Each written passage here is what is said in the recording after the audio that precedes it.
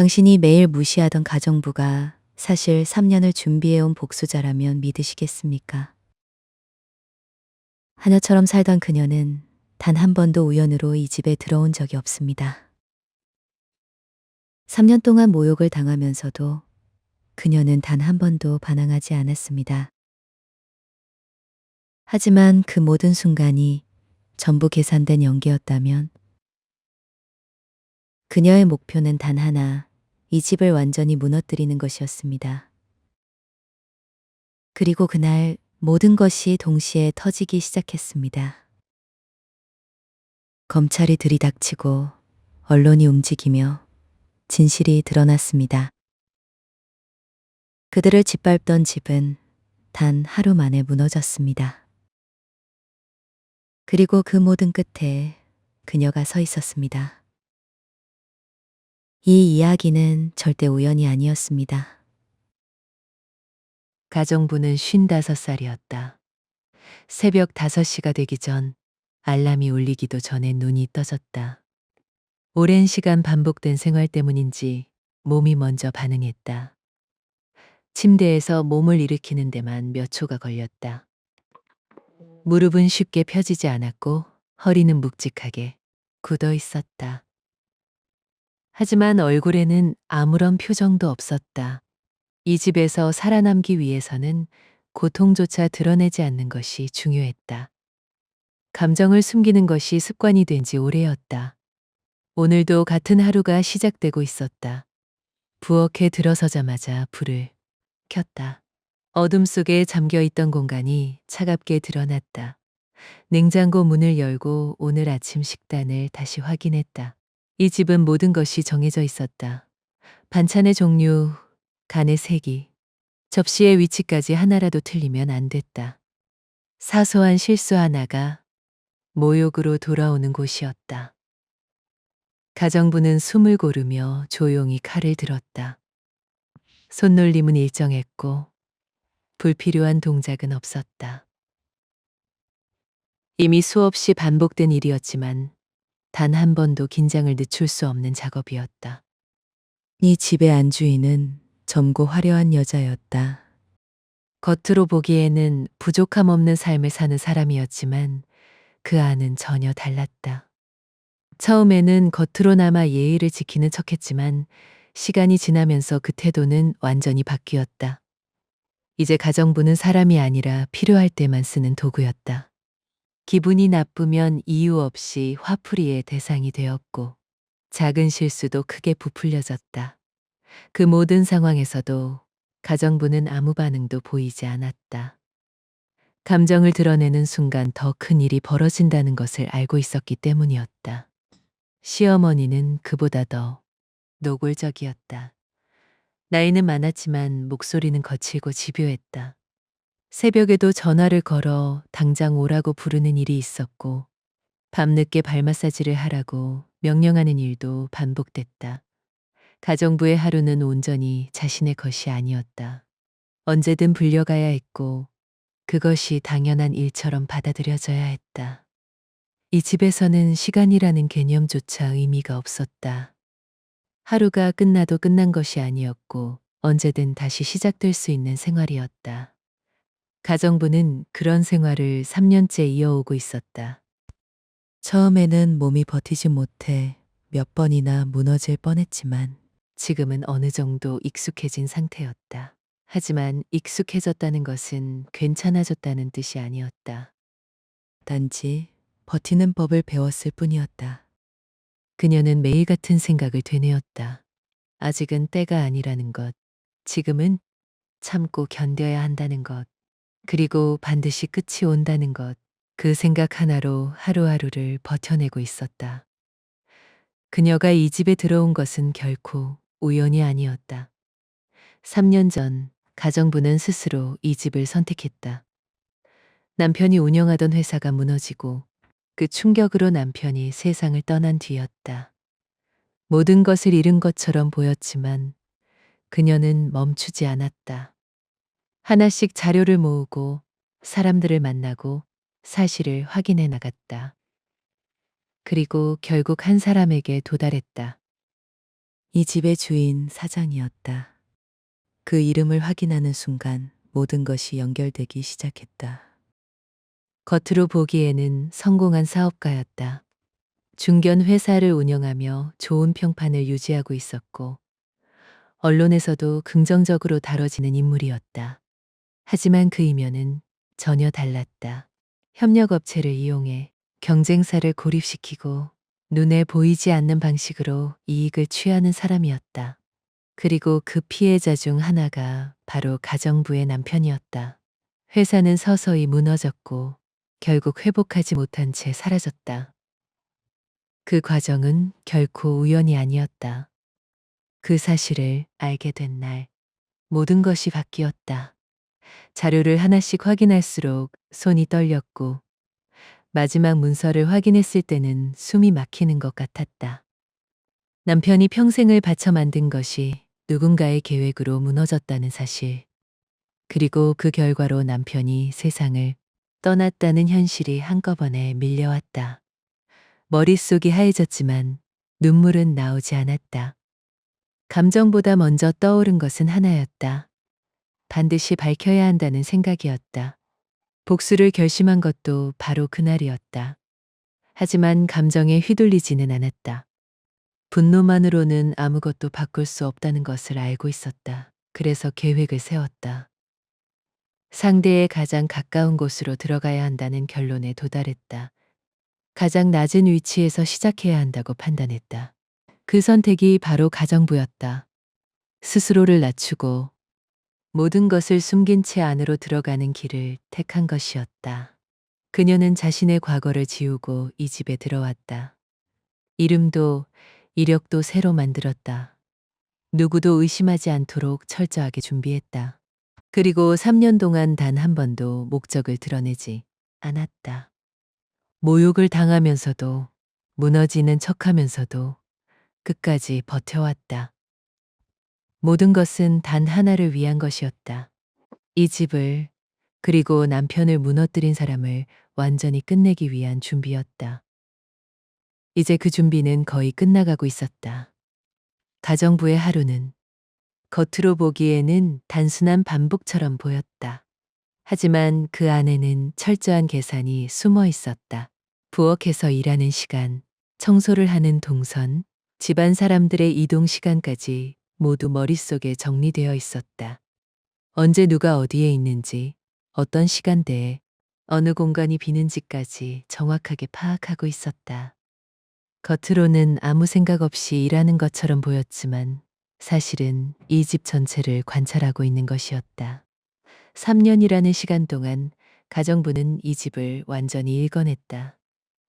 특히 가정부가 집중하고 있는 공간은 2층 끝에 있는 서재였다. 사장이 대부분의 시간을 보내는 곳이었고 중요한 서류들이 보관된 공간이었다.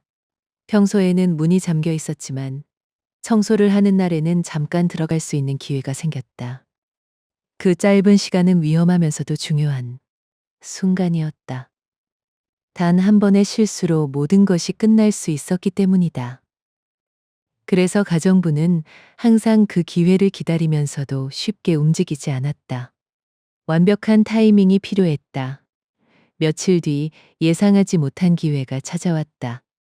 사장이 급하게 외출하면서 서재 문을 완전히 잠그지 않고 나간 것이었다. 가정부는 그 사실을 확인했지만 바로 움직이지 않았다. 심장은 빠르게 뛰고 있었지만 얼굴은 아무 변화도 없었다. 먼저 주변을 확인했다. 집안에 사람이 있는지, CCTV의 방향이 어디를 향하고 있는지 하나씩 체크했다. 모든 조건이 맞는 것을 확인한 뒤에야 천천히 움직이기 시작했다. 서재 안으로 들어섰을 때 공기가 다르게 느껴졌다. 깔끔하게 정리된 공간이었지만 그 안에는 수많은 정보가 숨겨져 있었다. 가정부는 서류를 무작정 뒤지지 않았다. 이미 위치를 기억하고 있었기 때문에 필요한 곳만 정확하게 찾았다. 서랍 하나를 열고 그 안에 있는 파일을 꺼냈다. 손끝이 미세하게 떨렸지만 억지로 눌러 참았다. 준비해둔 휴대폰을 꺼내 빠르게 사진을 찍기 시작했다. 시간은 길지 않았다. 몇 분이면 충분했다. 서류를 제자리로 돌려놓고 서재를 나서려는 순간 복도에서 발소리가 들렸다. 예상보다 빠르게 누군가가 돌아온 것이었다. 순간 몸이 굳었지만 멈추지 않았다. 서류를 정확히 원래 위치에 맞춰 넣고 서랍을 닫았다. 문을 조용히 닫은 뒤 자연스럽게 밖으로 나왔다. 그때 계단 쪽에서 안주인이 올라오고 있었다. 두 사람의 시선이 잠깐 마주쳤지만 가정부는 아무 일도 없다는 듯 고개를 숙이고 지나갔다. 그날 이후 집안 분위기는 미묘하게 달라졌다. 사장은 무언가 이상하다는 것을 느낀 듯 서재를 더 자주 확인하기 시작했다. 며칠 뒤에는 집안에 CCTV가 추가로 설치됐다. 복도와 계단, 그리고 서재 앞까지 감시 범위가 넓어졌다. 이전보다 훨씬 움직이기 어려운 환경이 만들어진 것이었다. 가정부는 그 변화를 즉시 알아챘다. 한 번의 시도는 성공했지만 이제 같은 방법은 더 이상 통하지 않는다는 것을 깨달았다. 가정부는 더 이상 무리하게 움직이지 않았다. 오히려 이전보다 더 조용하게 행동했다. 실수 하나 없이 일을 처리했고 눈에 띄지 않도록 더욱 낮은 자세를 유지했다. 겉으로 보기에는 완전히 순응한 사람처럼 보였다. 하지만 그 안에서는 계산이 계속 이어지고 있었다. 이미 확보한 자료를 바탕으로 다음 단계를 어떻게 진행할지 정리하고 있었다. 이제는 단순한 수집이 아니라 연결이 필요한 단계였다. 그 무렵 딸과의 통화는 점점 짧아지고 있었다. 딸은 항상 괜찮다고 말했지만 목소리는 점점 힘이 빠져 있었다. 아르바이트를 하나 더 늘렸다는 이야기를 아무렇지 않게 꺼냈고 식사는 대충 때운다는 말도 자연스럽게 흘려보냈다. 가정부는 그 말을 들으면서도 아무 말도 하지 못했다. 지금 당장은 도와줄 수 없는 상황이라는 것을 알고 있었기 때문이다. 그 무력감이 마음 깊은 곳에 쌓여갔다. 밤이 되면 가정부는 혼자 작은 방에 앉아 낮에 확보한 자료를 정리했다. 휴대폰에 저장된 사진들을 하나씩 확인하며 내용을 분석했다. 숫자와 계좌, 거래 내역들이 점점 연결되기 시작했다. 단순한 회사 운영이 아니라는 사실이 명확해지고 있었다. 비정상적인 자금 흐름이 있었고 그 규모는 예상보다 훨씬 컸다. 이건 개인이 감당할 수 있는 수준이 아니었다. 더 큰 무언가가 뒤에 있다는 확신이 들기 시작했다. 가정부는 결국 한 사람을 떠올렸다. 과거의 남편과 함께 일했던 인물이었다. 마지막까지 회사를 지키려 했던 사람이기도 했다. 오랫동안 연락이 끊겨 있었지만 지금 상황에서 가장 믿을 수 있는 선택지였다. 혼자서는 여기까지가 한계라는 것도 알고 있었다. 잠시 망설였지만 더 이상 늦출 수 없다는 판단이 섰다. 가정부는 조용히 연락처를 찾아냈다. 이제 복수는 혼자가 아니라 계획이 되는 단계로 넘어가고 있었다. 가정부는 며칠 동안 망설이다가 결국 연락을 시도했다. 오래된 번호였지만 다행히 연결은 이어졌다. 전화기 너머로 들려오는 숨소리가 잠시 멈췄고 이어서 낮게 깔린 목소리가 돌아왔다. 과거를 함께했던 시간이 있었기에 서로를 알아보는데 오래 걸리지 않았다. 긴 설명은 필요 없었다. 서로가 왜 연락했는지 이미 알고 있는 듯했다. 짧은 통화 끝에 조용한 장소에서 만나기로 약속이 정해졌다. 전화를 끊은 뒤에도 가정부는 한동안 움직이지 못했다. 이제 되돌릴 수 없는 단계로 들어섰다는 것을 알고 있었기 때문이었다. 약속 당일 가정부는 평소보다 더 조심스럽게 움직였다. 집안의 동선을 확인하고 외출 시간이 자연스럽게 보이도록 계산했다. 눈에 띄지 않는 옷차림으로 집을 나서며 주변을 한 번 더 확인했다. 익숙한 길을 돌아 조용한 카페에 도착했을 때 이미 한 남자가 자리에 앉아 있었다. 과거의 모습과 크게 달라지지 않은 얼굴이었다. 두 사람은 마주 앉았지만 감정을 드러내지 않았다. 지금은 지난 시간을 떠올릴 때가 아니라 확인해야 할 것이 더 중요한 순간이었다. 가정부는 준비해온 자료를 조용히 꺼냈다. 휴대폰에 저장된 사진과 정리된 메모를 하나씩 보여주었다. 남자는 아무 말 없이 화면을 바라봤다. 시간이 지날수록 표정이 점점 굳어졌다. 예상은 하고 있었지만 실제로 눈으로 확인한 내용은 훨씬 심각했다.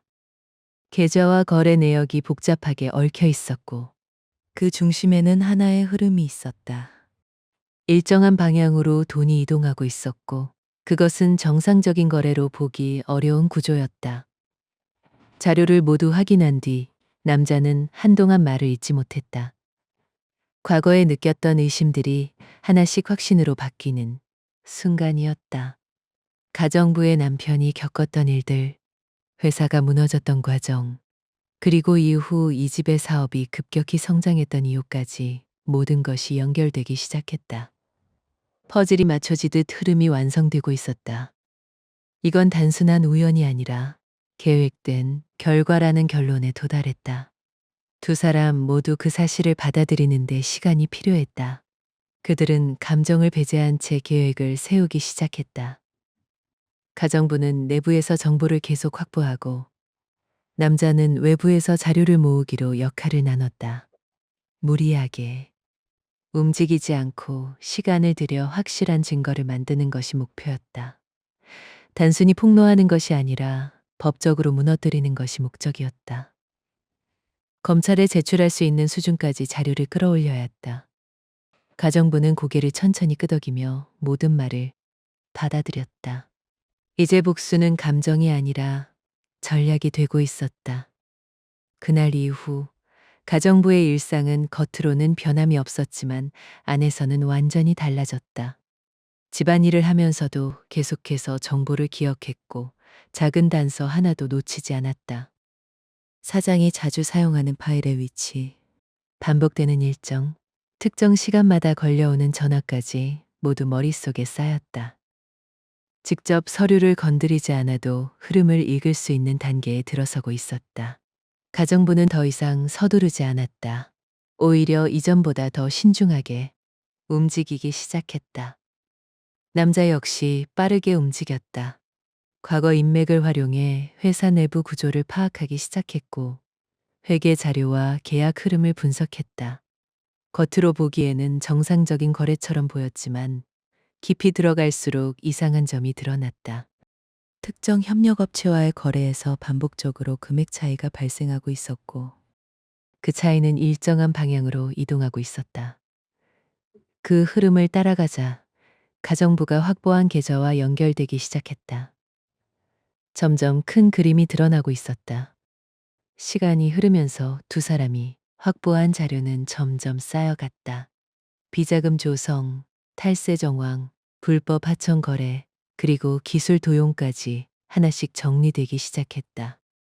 각각 따로 보면 흩어진 정보였지만 모두 연결되자 하나의 구조가 완성됐다. 이건 개인의 문제가 아니라 조직적으로 이루어진 범죄였다. 이제 남은 것은 언제, 어떻게 이 모든 것을 드러낼 것인지 결정하는 것이었다. 준비는 거의 끝나가고 있었다. 그 사이 딸의 상태는 점점 나빠지고 있었다. 통화 횟수는 줄어들었고 목소리는 점점 힘이 빠져 있었다.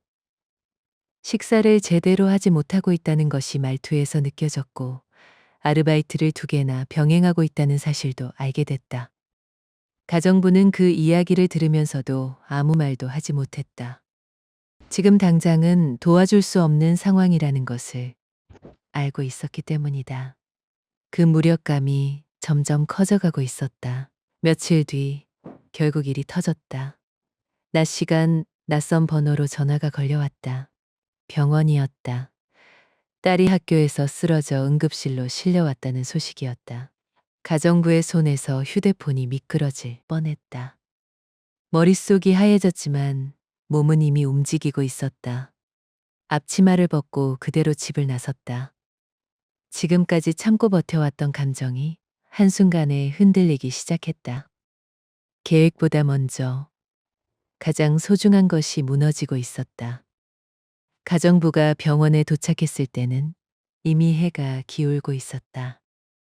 응급실 앞 복도는 조용했지만 긴장감이 가라앉아 있었다. 안내를 받고 병실로 들어갔을 때 딸은 힘없이 누워 있었다. 얼굴은 창백했고 입술은 말라 있었다. 평소 봤던 모습은 전혀 찾아볼 수 없었다.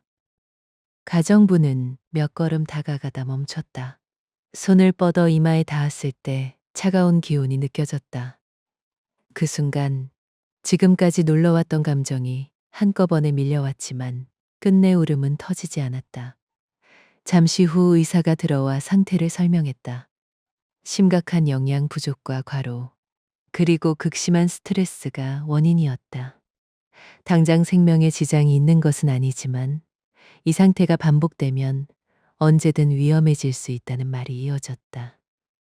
가정부는 고개를 끄덕이며 설명을 들었지만 머릿속은 제대로 정리되지 않았다. 딸이 혼자서 이 모든 것을 버텨왔다는 사실이 가슴을 조였다. 자신이 곁에 있어주지 못했다는 현실이 무겁게 내려앉았다. 병실 안에서 딸이 잠든 모습을 한참 바라보다가 가정부는 조용히 밖으로 나왔다. 복도 의자에 앉자마자 휴대폰이 울렸다. 화면에는 사장의 이름이 떠 있었다. 잠시 망설이다가 전화를 받았다. 짧고 차가운 목소리가 이어졌다. 지금 당장 집으로 돌아오라는 명령이었다. 상황을 설명하려 했지만 말을 끊었다. 오지 않으면 바로 해고하고 그동안 밀린 급여도 지급하지 않겠다는 말이 이어졌다. 가정부는 아무 말도 하지 못한 채 전화를 끊었다. 병실 문 앞에서 가정부는 한동안 서 있었다. 안쪽에는 여전히 잠든 딸이 있었고 손을 놓고 떠나야 하는 현실이 눈앞에 있었다. 하지만 선택의 여지는 없었다. 병원비와 앞으로의 생활을 생각하면 지금 당장 일을 놓을 수 없었다. 천천히 병실 안으로 들어가 딸의 손을 다시 한번 잡았다. 그리고 조용히 놓았다. 그 순간 마음 어딘가가 무너지는 소리가 들리는 것 같았지만 표정은 끝까지 무너지지 않았다. 병원을 나와 집으로 돌아가는 길, 가정부의 발걸음은 무겁지 않았다. 오히려 이전보다 더 단단해져 있었다. 그동안 참고 견디던 이유가 하나로 모이고 있었다. 더 이상 미룰 수 없다는 결론이 내려졌다. 계획은 이미 준비되어 있었고 필요한 것들도 충분히 모여 있었다. 이제 남은 것은 실행뿐이었다. 가정부의 눈빛은 완전히 달라져 있었다. 더 이상 버티는 사람이 아니라 움직이려는 사람이 되어 있었다. 그날 밤 가정부는 바로 연락을 취했다. 지금까지 모은 자료와 상황을 모두 전달했다. 딸의 상태까지 포함해 더 이상 시간을 끌 수 없다는 판단을 전했다. 상대는 잠시 침묵했지만 곧 결론을 내렸다. 이미 준비된 자료는 충분한 수준에 도달해 있었고 지금이 가장 적절한 시점이라는 판단이었다. 두 사람은 계획을 앞당기기로 했다. 한 번에 끝내는 방식으로 동시에 모든 것을 터뜨리기로 정리됐다. 이후 며칠 동안 가정부는 마지막 준비에 집중했다. 확보한 자료를 다시 정리하고 핵심만 남겼다. 검찰에 제출할 자료와 언론에 전달할 내용, 그리고 외부로 확산될 정보까지 각각 나누어 정리했다. 작은 실수 하나도 허용되지 않는 단계였다. 밤이 깊어질수록 눈은 피로해졌지만 손은 멈추지 않았다. 지금까지의 시간이 모두 이 순간을 위한 것이었기 때문이다. 모든 흐름이 하나로 모이고 있었다. 외부에서는 준비가 동시에 진행되고 있었다. 신뢰할 수 있는 경로를 통해 자료 전달이 준비됐고 언론과의 접촉도 마무리 단계에 들어갔다. 단순한 제보가 아니라 바로 보도 가능한 수준의 자료가 필요했다. 타이밍이 가장 중요했다. 수사가 시작되는 순간 정보가 동시에 퍼져야 했다. 그래야 빠져나갈 틈을 주지 않을 수 있었다. 모든 일정이 하나의 흐름으로 맞춰지기 시작했다. 집안은 여전히 평소와 다를 것이 없었다. 안주인은 여전히 가정부를 부려먹었고 시어머니는 잔소리를 이어갔다. 사장 역시 아무것도 모른 채 일상을 유지하고 있었다. 하지만 그 평온함은 오래가지 않을 것이었다. 가정부는 그 모습을 보면서도 아무 감정을 드러내지 않았다. 이미 끝이 정해진 상황에서 감정을 낭비할 이유가 없었다. 조용히 자신의 역할만 수행하며 시간을 기다렸다. 결정적인 날이 정해졌다. 더 이상 미룰 이유도 돌아갈 길도 없었다. 그날 밤 가정부는 작은 방에 앉아 마지막으로 모든 자료를 확인했다. 빠진 것은 없는지, 흐름이 어긋나지 않는지 하나씩 점검했다. 그리고 천천히 눈을 감았다. 지난 3년의 시간이 머릿속을 스쳐 지나갔다. 모욕과 고통, 그리고 버텨온 시간들이 하나로 이어졌다. 내일이 되면 모든 것이 끝난다. 가정부는 조용히 숨을 내쉬며 자리에서 일어났다. 이제 시작이었다. 다음 날 아침, 집안은 평소와 다를 것 없이 움직이고 있었다. 가정부는 늘 하던 대로 부엌에서 아침 식사를 준비했고, 안주인은 아무 일도 모른 채 식탁에 앉아 있었다. 겉으로 보기에는 평온한 하루의 시작처럼 보였다.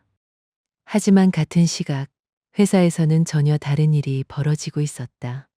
검찰 수사관들이 건물 안으로 들어섰고, 압수수색 영장이 제시됐다.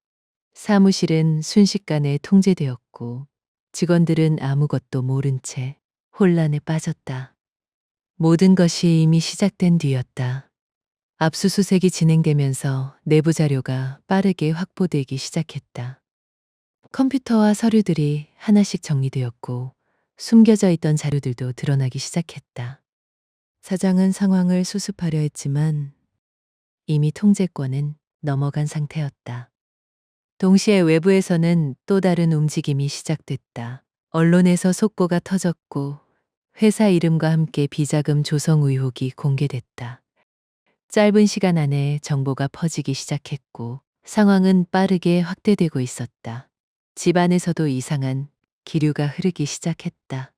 안주인은 뉴스를 보다가 화면을 멈춘 채 굳어 있었다.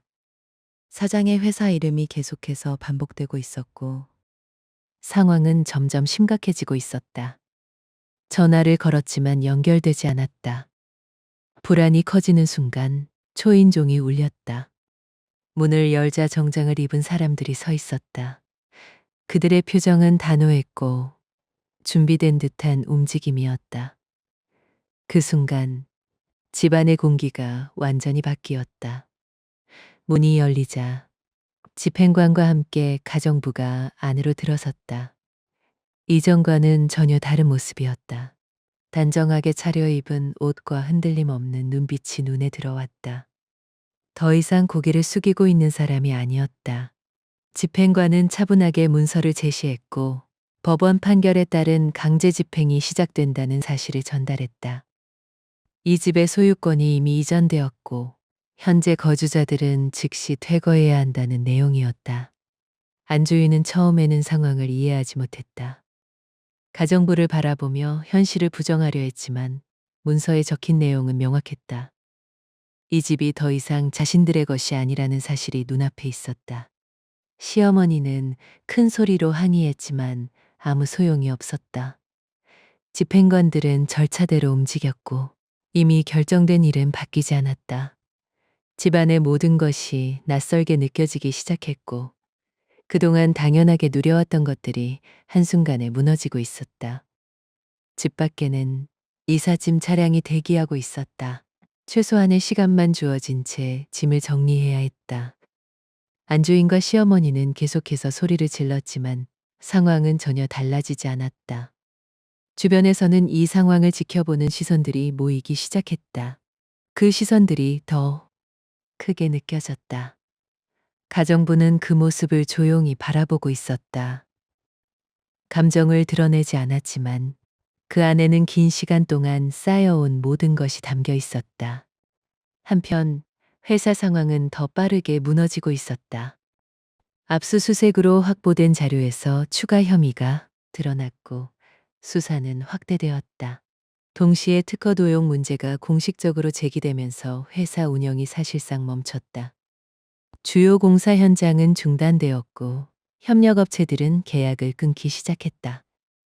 자금 흐름이 막히자 회사는 급격히 흔들렸다. 그동안 유지되던 구조가 순식간에 붕괴되고 있었다. 되돌릴 수 있는 방법은 더 이상 없었다. 며칠 뒤 사장은 결국 구속됐다. 수갑을 찬 채 이동하는 모습이 그대로 공개되었다.